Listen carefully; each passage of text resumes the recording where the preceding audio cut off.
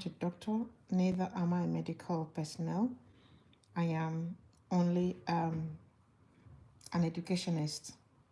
That is what I am. So my name is Mary's Lifestyle TV. You're welcome to my channel. If this is your first time, thank you for stopping by and thank you for joining me this afternoon. Today I'm going to be talking about what we call gross motor skill.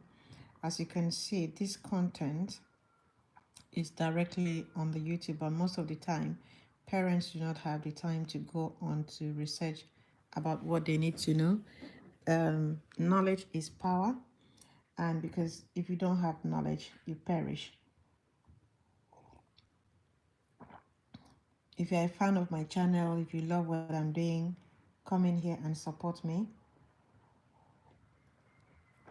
Click on the channel and subscribe, like, and share, and invite other people to join us, okay? We're going to be talking about gross motor skill. I'm just going to be reading a few things here for you and hoping that you will also do your own research. Um, for parents, for teachers, you need to know this. Um, Gross motor skills are the ability to move the large muscles in the body to perform everyday functions. We have gross motor skills in children and we have motor skill in children. So the gross motor skill is um, the larger part of the body or muscles such as the arm and maybe the legs and all that. But the other one is just the fingers. The motor skill is the fingers, which the children use to grab things and so on. So let's look at what gross motor skill is. So one is movement, is about walking, it's about running, jumping, standing, sitting upright, bending over, twisting and torso, raising the arms and hands. And children in school, um, they do a lot of standing, a lot of running, and most of the time, people that do not really have the knowledge of what motor skill is all about, they wouldn't participate when you ask them to stand up. Standing up helps even as an adult, so um, you're exercising your gross motor skills. So you stand, you walk, you run, you jump. Most children should be engaged as soon as they are two or they start walking. They should be doing a lot of movement. They should be encouraged for children to do a lot of walking, a lot of running, instead of lifting them, carrying them from one car to the other, or lifting them on your shoulder, or just allow them to walk. Let them feel free so they can also explore, because it's in walking that they will be exploring. They will be curious to ask questions. They will be curious to see what is going on in the world. It's all about understanding the world. And then running helps as well for their balances. Children, most of them, when they walk, which is normal, when they start walking, they keep falling. If they want to run, they fall. Yes, they will fall. Always they will fall. Children will always fall. It's not a problem. So allow them to run. It's building their motor skill. Allow them to walk. They build their motor skill. Allow them to um, jump. It helps build their motor skill. Allow them to move and let them sit down, bend up, twist. And I myself, as an educationist, I do a lot of exercise, with my children. Whenever before we get into teaching, I just we do that a lot. We do the warm-up exercise in order to loosen up and then to be awake. Yeah, so number two, coordination. It helps with the children's coordination. Like most children, when you ask them to see, observe this in your children. If you have children, ask them to throw something. If they throw something and give them a target, if that thing goes in there, it means they're developing. But if they throw it and then it goes somewhere, you ask them to do that 3 times or so, and they do this different thing, then there's something wrong. So you have to really be watch out and keep encouraging them to do it, because it's practice. When they keep practicing, that's when they become better in their throwing. And also, you have to play a game of catch. I see all of you. Thank you for coming in. Thank you for coming in. I appreciate you guys. Thank you. Please remember to give me thumbs up, like, and share. And remember to subscribe as you're watching. Comment is also important. Go to my other videos. I have lots of exercises and video that you can watch and become better. Please go ahead and watch it, and let me know your thoughts and your views. If my exercises is good, if you like it, if it has motivated you. And remember, I'll tell you my birthday is on the 2nd of November, and I'm going to tell you guys how old I am. If at all you want to, if you keep subscribing and liking my videos and giving me a good positive comment, then I will reveal my age. Otherwise, I will just keep on motivating you guys, okay? Thank you for joining. I really see you guys. I see all of you. Give me a thumbs up and subscribe, like, and share, and leave me a comment. So we are talking about motor skill and coordination. So all the sitting, standing, walking, running, jumping, it helps with their motor skill. And catching and kicking a ball, riding a bicycle, swimming helps with the child development. So instead of sitting down watching TV like a couch potato, they sit down 24 hours playing games. Let them get up and do something. As they are watching TV, they have to get up, go outside, or maybe just go into the living room and start playing something. Set a time for your children to just have a family time, relaxing. You can do something like quiet relaxation where you sit down with your children, you just do stretches, you can sit down and then you just start, laughing. It's, just fun. Create some fun for your children. Those are the memories that they will never forget. Create a memory that when you're gone, and they will still be remembering even when they are out of your house, because once children turn 10, you know you see them going to boarding house, you see them leaving their parents, and they only come back home like every three months. So create memory for them. All right, thank you for joining. I really appreciate your time. Keep watching. So another thing that you need to check on gross motor skills are body awareness. Body awareness is very important. Pointing to body parts, finding body parts while blindfolded, drawing a picture of the body part. Yes. So this is a very good game. Even if you are a teacher, you are a parent, you are in the midst of, your work is to play, to work, you're working with children, even grown-up adults who are not developing properly.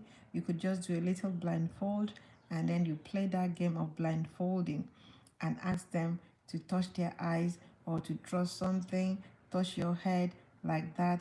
It helps with their development and awareness of their body. That is body awareness.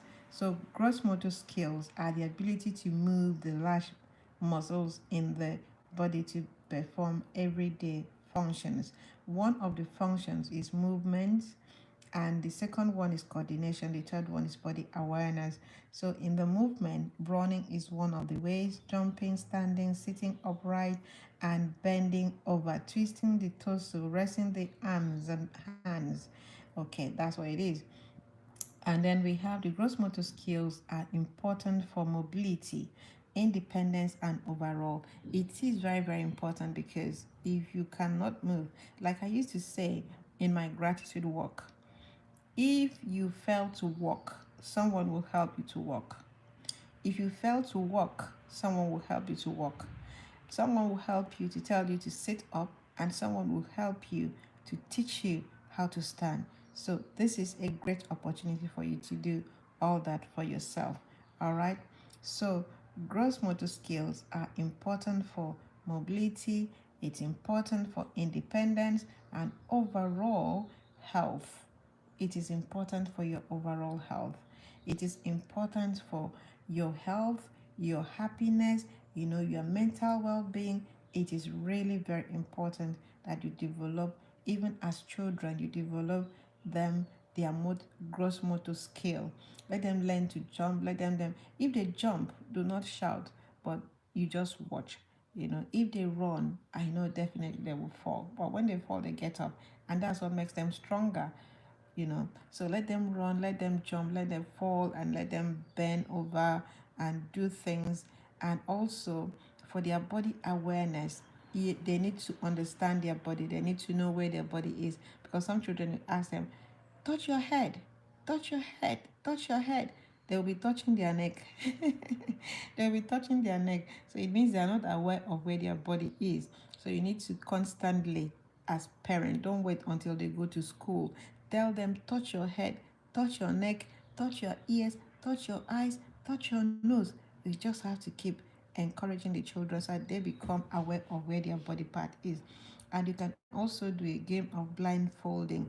You blindfold them and ask them to draw their body part, or maybe touch their brother's hand or their sister's hand. You can just say, okay, touch my nose, and they'll just come. Once they feel you, they should know where your eyes is. Once they use their hands and feel you as a parent or as a brother or sister, they should know where your head is. So, which means they are aware, or even their own body. You can do that to them. Yeah, that's gross motor skill. Gross motor skill, most importantly, is good for body awareness, coordination, movement, and general health being as a whole. So we need to be aware of that. They also form the basic for the motor skills and relate to balance, strength, reaction, speed, and body awareness. So this gross motor skill build up the motor skills that relate to balancing. When children can stand on one leg, no, they don't have to stand for 5 minutes, whatever. Let them just stand and see. Then you see the balance, how it goes. So it helps them. And also, you may be playing, lifting, like give them something to carry. Then you will be seeing, you will know if they're really, you will know their strength and then their reaction as well. Just throw something behind their back. Maybe you throw like a pencil on the floor or something. If they turn, that is reaction, which means they are aware of their environment and their body as well. And body awareness, like I have said. And again, the next thing you need to do, I'm going to share some um, ways to help your children develop gross motor skills. So I'm going to share that with you. One of the ways will be tummy time. This one is really for babies. Tummy time. Babies need daily tummy time to develop muscles for crawling and sitting. If you're not taught, you won't know. The Bible says that my people perish for lack of knowledge. If you're still there, please kindly subscribe, like, and share. Help me improve my channel, okay? So, um, yeah, that's tummy time. And climbing equipment. So put some equipment at home. Let them just climb if you can afford it. You get some things in the house which they can climb. Of course, they can climb your chairs. All the children can develop upper arm strength, mobility, and balance by hanging from climbing equipment. So if you have climbing frame in school, allow them to go on, maybe to the park. Just go to the park. Let them just go on the climbing frame and develop their muscles and all that. All right. Then lifting objects. Children can lift, transport, and organize a variety of objects. So children that can lift and organize, they can lift objects, like if like parents, carrying your handbag. You can ask them, please help me carry my handbag. Oh, it's heavy, but then they will still carry it. That's when you know their strength. They can help you carry their handbag, and it can also help you in moving things, to move things around in the house. Don't do it alone. These children, I know you want to do it quickly, you don't want a mess, but then you can still allow them to help you. It's a way of developing their muscles, their cross motor skill, and building their body awareness, and helping them with their coordination as well. Then obstacle courses is really, really very important, and mostly in schools. Most good school, they have obstacles where children can play with. And even in your own house, you can create an obstacle using furniture, pillows, blanket, hula loops, and other objects to create areas for crawling, jumping, and running. Like if you have hula loops, you can just hold it and ask them to skip over. They skip over, then they go to the next one, they skip over like that, they skip over, or they go under it, and then they use it to twist on their waist like that. Then you can use your blanket to do an obstacle. Then you can put a chair. Once they go under the blanket, then they go over the chair, climb the chair, then come down. Those are the obstacles. So you can just create an obstacle for the children. And let me tell you the effect of poor gross motor skill. So poor gross motor skill can make it difficult to do tasks at home. If anybody has a poor gross motor skill, it can really affect their mobility. It can affect how they do things. It can affect their movements. It can affect their coordination. Motor skill is important in children, it's important in adults. I know most adults, they lost theirs growing up, out of maybe illness, accident, or some of those things. You see them not able to sit down for a long time or on wheelchairs and all those things. So those people do not have gross motor skills. So it's difficult to do tasks at home, school, work, and can also impact self-esteem. And you don't want to be in that category where you go to a place and you cannot function well. I know what it is not to be able. I have been there once. Not being able to walk was a problem for me. Not being able to lift something was a problem. But I know as for a fact that having a motor skill, being able to build your motor skill, it is really important. So gross motor skills are the movements you make with large muscles, like those in your legs, arms, and torsos. Gross in this case means large, and motor means movement. Gross means large, and motor means movements. Walking and waving your hands are examples of gross motor skills. So I want to say thank you so much to everyone that has stopped here to listen to me. And if this is your first time joining me, I will continue this series maybe tomorrow, or I'm going to continue it again any other day. But this is how I choose to spend my lunchtime.